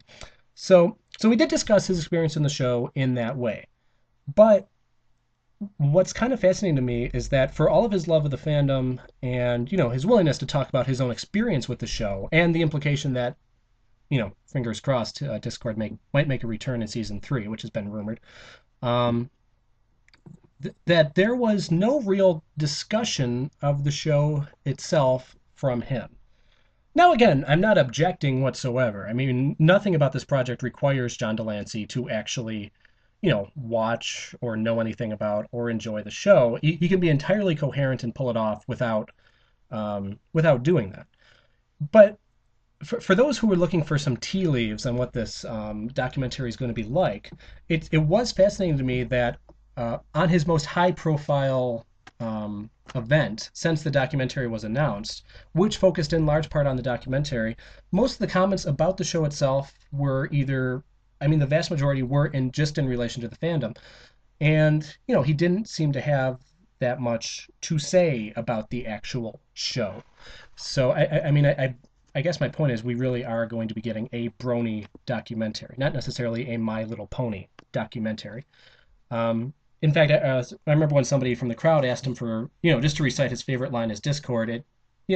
Nothing immediately came to mind because, he presumably just hasn't really memorized the role. And when he eventually did one at her request, it just, you could tell that wasn't where his point of interest was, which is pretty fascinating to me. He's like one of those people that enters the fandom just for the fandom, except he's John Delancey, so it's kind of hilarious and awesome. Um, but yeah, but in terms overall, Delancey was just a delight to watch. He's such a natural on stage and really knows how to work an audience. And you know what? I believe the remainder of the evening was filled up with an artists panel, which in hindsight, maybe that would have been interesting. I should have gone to it, whatever. And then the closing ceremonies, which from what I could see was basically just the opening ceremonies in reverse. So I personally spent the remainder of the night, with my Ponygoon bros and sisters. Um, we initially went back to the hotel. I checked my mail really quick, just on they had internet ready computers in the lobby. I just go to check my mail actually for my job. I wasn't looking up BronyCon stuff, and then like it's Gmail, and they have a little article on top, which I'm kind of hoping wasn't tuned for me because then my email knows too much. But the first article was "Men gather and see caucus for My Little Pony's BronyCon" or something like that. It was the basic AP article, but there was something a little bit surreal about being a part of it and then seeing the coverage of it right when it happens. I told the group about it, and I read through some of the Yahoo comments, which were the extremes in both directions, which is always thoroughly entertaining. But okay, when everybody met back up, we went to Outback Steakhouse, um, where I sat on the childish but more fun end of the table. Uh, we talked to Fenster and Blarg a lot about the anthology because we were still real high on that. Um, I remember Octavia was talking about, and I'm pulling for you on this, his meeting with the documentary people. The documentary people would be insane not to pick him up because, like, how often do you find somebody who does music for documentaries and is already a brony? And I apologize for calling you a brony if that's a thing you object to. But the funniest thing that happened, and God, it's gonna be hard to recant this story. Uh, the recount this story. So one of my running gags in real life is, and like it doesn't sound funny when I explain it, but if there's a ridiculous situation, I try to get somebody to do it for $1. Like, if you lick that pole, I'll give you $1. I said to somebody on the subway. Which again, it only works in context. It's not like a hilarious thing, but it's just something I do. I remember I had done that to Mr. Backslide at some point during the weekend. I forget what, and it got a decent laugh out of it. Um, and I might have even done it at dinner. But Pineapple, who was sitting diagonal from me, gets a margarita of some kind, and Backslide just goes for like, drink that in under a minute, I'll give you $1. And Pineapple just freaking takes it down in like 15 seconds. Like the entire thing. It was impressive. I barely realized what was going on. I just looked over and that shit was gone. And so this was hilarious in the moment. And then the funnier thing was, Dan, who looked downright surprised that he now had to pay up, which, he legally has to, takes out his wallet and he just goes, "Can you break a five?" Which she ended up giving him four singles. That was very funny in the moment. Um, so after dinner, Kafka unfortunately had to leave right at this point. I believe Dark Matter and Super Karu had to leave shortly afterwards as well. So that was a shame, saying goodbyes already. But so we all sort of like sit down in the lobby, and it sort of was a bit of a split off where I remember Chunky and oh my God, I'm already over 95 minutes. Damn it, I did beat it. Shit. Anyway, so Chunky brought out his trading cards. they had been giving away sort of they had started the pony trading cards thing at the convention, which again isn't really my thing. They were kind of neat. I still they gave away a free sample rarity card for the BronyCon crew, anyone who was at BronyCon. So I still have that, but I guess Chunky in particular really went to town and just got like, an entire $50 box of just a lot of packs of them. So they were sort of counting that out. Meanwhile, I believe Blarg and Fenster were the two that wanted to rewatch, go through the anthology again and rewatch a good portion of that and give some, stories from behind the scenes on it. Of these two scenarios at that moment, there was the anthology sounded more appealing to me. Um, the only flaw was I had helped Octavia bring down a cooler full of beer and whatnot, so I did want to drink that, but I didn't feel like doing the trading card thing.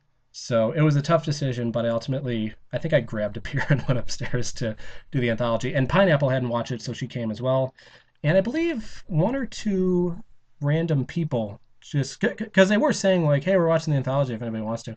One or two random people just kind of showed up and watched it, and I believe it was Fenster and Blarkhart's room.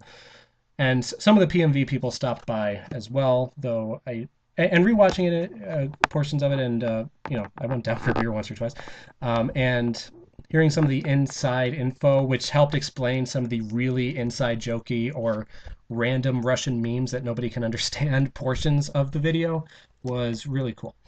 Um, so shortly afterwards, I went downstairs. Chunky had apparently disappeared. He went to they were showing episodes of the show off the truck, which I would find out later ended up getting a big crowd. Honestly, I was momentarily tempted to go down there because I had watched an episode back in January. It was a new episode too, and watching it with an entire crowd like that is, again, an interesting experience. But um, at the same time, I just wanted to hang out more with just Ponygoon people, and nobody really seemed into that idea. So but yeah, Chunky had disappeared by that point. Snake is like a little worker or something. He had kind of gone into the bartender role, which he was playing pretty well. They had enough ingredients to do the pony drinks that I believe Dr. Dinosaur had worked up into a Google Doc. The link is out there somewhere. If you Google pony mixed drinks, you'll pretty much find it. Um, but yeah, I had a great and powerful Trixie, which was very good. I might have had two of those. It was too late to get a few of the other. I think it was too late to get a Twilight Sparkle at that point. But that was good stuff. And basically, we just kind of chilled out, shot the shit. I remember, who did I talk to? I got to meet Pineapple better, which is pretty cool. Oh, it was kind of funny on the. So after the anthology, we're on the. We're taking the incredibly slow elevator. Actually, this is worth mentioning. So the Marriott Hotel had they supposedly had two elevators, and I guess the one elevator had been out of commission for quite a while. And on the elevator was an apology for being out of commission, written from the perspective of the elevator, which was kind of creepy, but I kind of liked it. Um, but yeah, so all they had was the one elevator, which meant it took for fucking ever to get up. It was also a very slow elevator anyway, and this led to large numbers of people on there at the same time. So you occasionally had the very funny scenario where a bunch of people in pony shirts are wearing, the one of the most popular items at the con were these, I would call them main hats, where it's just the hat of somebody like Derpy or something like that. And, just almost like a winter hat, but it's Derpy or Derpy style or Lyra style or something. So you'd have like regular people on the elevator with a bunch of people in Derpy hats and shit like that. And some of their confused expressions were pretty amusing. And that sort of happened when me and Piney were heading back down to the library, and a woman was with her kids, and she just sort of asked like, "What is this thing? Why are people dressed up like this?" And I think in the moment, I just sort of told her point blank, "Oh, it's a convention for My Little Pony that's largely attended by 20 something dudes." And like, no response at all. And she just got off the elevator, hopefully having been scarred for the rest of her life. But, okay, shit, what the fuck was I talking about? Oh yeah, so yeah, just mostly hung out in the lobby for a bit. Ran into Holler and his people. Um, got to meet Octavia a bit better as well. Pretty much anyone who was still there, just and sort of just running through the various events of the day for amusement. Um, and we'd eventually head up to Red Eye and Pineapple's room. Red Eye was a bit hard to find at some points, and I believe he had. I actually thought we were kind of bugging him because I think he might have wanted to go to bed, but we all just sort of went up there and just basically hung out. And even though I can't think of any particularly hilarious moments to reveal, this was actually one of my favorite parts of the con because it was just a bunch of ponygoons just, you know, hanging out in Pineapple's room. Pineapple was really hammered at this point, which was thoroughly amusing. Aramek called on Skype. I guess they're doing a Chicago meetup in a week or so. So he had no idea who the fuck anyone was, but as he would later reveal. But at the moment, it was kind of cool. We discussed the various fursuiters that were in attendance. I mentioned my Fox story from the previous day. I won't recount the entire story, but uh, the the musicians, I have nothing against the musicians, but they do sort of have like some people are just intense followers of the brony musician scene, and they will not let anything be said otherwise about it. And Snake, who again is like this laid back, stoner dude, um, he was just he had made a guy a drink, and I don't remember all the details, but they had got on the elevator. This is after he had his drink and everything, and he said something about a brony musician, and Snake was like, "Yeah, I'm not really familiar with who that is," and he just looked at him like he asked who Fluttershy was or something, and not that that would even be a justified response to this, but so and the guy goes like, what are you talking about? And then Snake is just like, I'm just not really too into the brony music stuff. And I guess the guy got legitimately pissed off and just goes, you're fucking terrible. Or something to that extent. Which, like, serious, bro. He just made you a drink. Like, why do you have to be like that? But, yeah, whatever. And one of the funnier, well, one of the odder moments for me was Dr. Wheeze was sort of sitting on, he was laying on the bed with sort of his hand on his head, and it sort of looked like a pose, which is pretty funny. And somebody called him on it, and he goes, draw me like one of your French girls, which got a decent laugh. And then later on, when I was back in my room, BronyVids was again completely passed out, and somebody had taken a photo of him. And somebody said about the situation, paint or sketch me like one of your French girls. I'm like, that's really fucking weird to hear twice in the course of a few hours at a BronyCon. Um, so yeah, I can't think of any other particular points for the Pineapple Room meeting. So I said my goodbyes there. I headed up back to my regular room where, again, it was a bunch of the PMV people in there. I met Silk. Well, I didn't really meet Silk, but of the various people who were in there at that point, Silk AMV was one of them. He seems to be posting on the forums now. So, if I knew that was him, if I had made the fucking pizza party on Friday, which I'm really disappointed I didn't, I probably would have said hi or something. Um, they had a funny story. I won't recount it here for various reasons, but the gentleman in the Canadian hat had a funny story about a picture that he had for John Delancey, which he got signed. I believe this will be part of Holler's video, so if you would like more details, I would recommend going there. This is when I had my brief conversation with Sergeant Sprinkles about his views on the current state of the fandom, which again, I believe I mentioned this earlier, didn't I? Yeah, I think I did. Um, which was an interesting read coming from him. Had some more alcohol. They were basically just giving it away at this point. A few people had like custom brands of like custom beers that were pony themed. So I had a Flutter Honey brew or some name like that, which was actually pretty decent. And then there was a beer that nobody was drinking, Colt something, which was it was referred to me as metal beer. Like it was supposedly just disgusting. So I probably should have tried it, but I couldn't find a bottle opener, and I'm not gonna search around for beer that tastes like shit.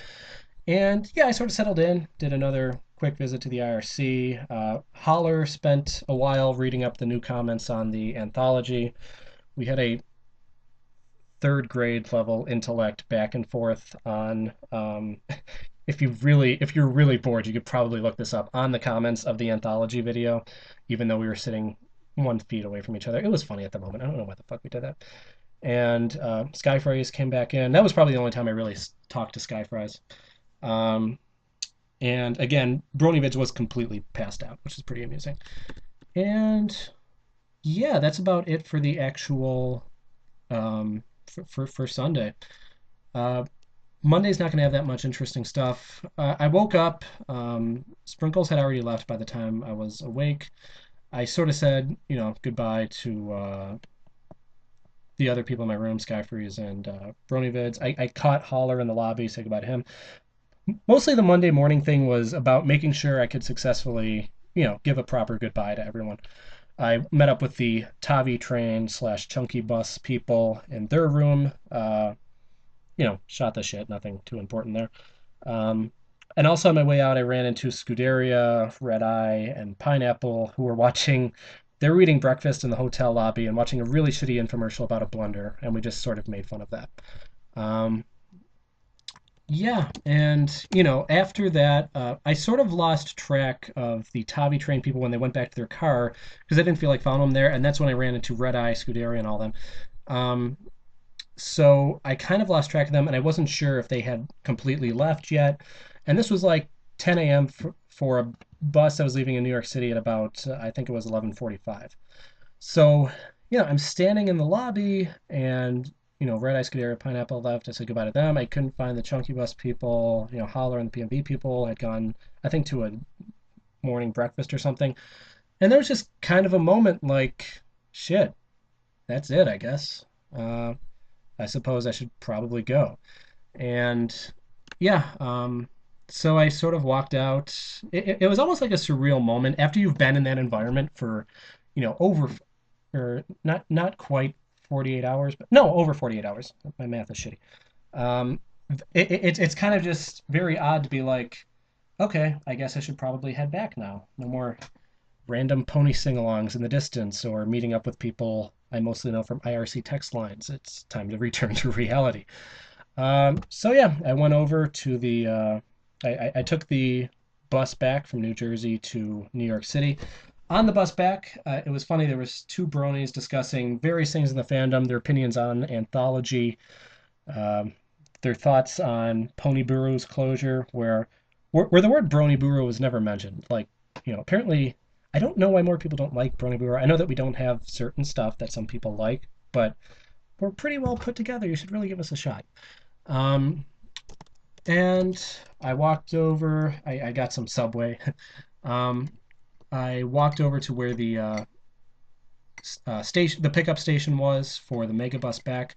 And I guess the final note on all of this, I'm waiting in line at the Megabus and just, coming down, if you will, taking that sad realization, like, okay, back to the real world where ponies are not to be discussed. The On the bus, I'm waiting there, and I see there was probably like my guesstimate would be a 16-year-old kid who was possibly with his parents, and they get in line for the bus way behind me. I couldn't really talk to him, and he's wearing, of course, the derpy hat that I had mentioned earlier in the day, which was hilarious. And then, as I'm sort of chuckling to myself at that, sure enough, here comes another guy. This one was probably a bit older than me, like maybe around 30, who was also wearing the same derpy hat. This was a bus back to not just Buffalo, but Toronto. So, I guess they were Torontonians. And like that was the final cap off on the weekend that, yep, two derpy hats on the same Megabus. Overall, in terms of the presentation or like the professionalism of the con, just as a note, they're certainly way the heck up from where they were in January. I won't pretend to know a single thing about running a con. It's completely, this and the other BronyCon are the cons I've gone to in my life. So they've definitely made some major steps in the right direction. I give them credit for handling the fire situation. The crowd control was better, if not completely perfect. The only thing, and I believe this has been discussed already, and most people will know this if they've looked into BronyCon at all, was that there were some audio and visual issues, especially on, like, say, the Friendship of Witchcraft panel, which made it hard sometimes to follow along. Overall, the experience was really positive. I mean, like, some people might laugh at that because BronyCon, and I completely understand that mindset. And honestly, a year ago, I would have agreed with you. But I got my three goals, I guess, going in order were meet up with some people from the forum who I've come to like over the past year or so.